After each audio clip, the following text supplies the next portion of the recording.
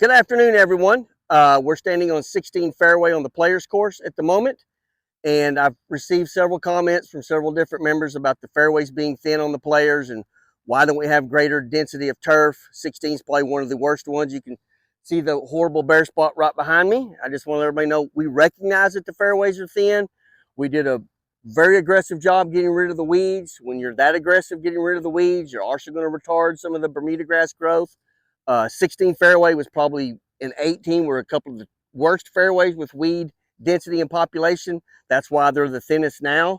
This area behind me is part of being next to the trees and shadows and shade, and we've had a lot of cloudy days this winter, so we're trying to address these issues. We're going to actually take this area out of the fairway cut for a while so we can try to let the turf rest, but just want everybody to know we recognize it and we are addressing the issue.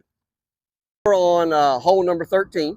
In our last video in early December, I mentioned how we're going to start getting worn areas in the rough because it's wintertime, shorter days. This is probably one of the worst areas as you exit 13 fairway. You can see how worn it is. You can see in the video how dark we are because there's not much shade or sunlight. Excuse me, there's a lot of shade, not much sunlight. But these are the kind of worn areas that we get this time of year. Most of the golf courses in South Florida battle this. Grass isn't growing very much, but yet we get our highest volume of traffic. In certain areas where it's really narrow to leave or there's a lot of shade, we're going to have some worn areas, and then we'll get them to recuperate once the growing season comes.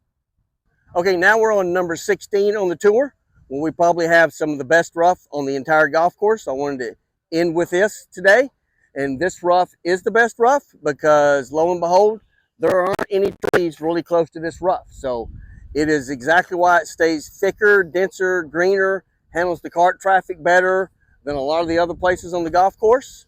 And even in some places where you exit the hole, you can see a little bit of a traffic pattern. But for the most part, this is the better rough because there aren't any trees close by that shade it out.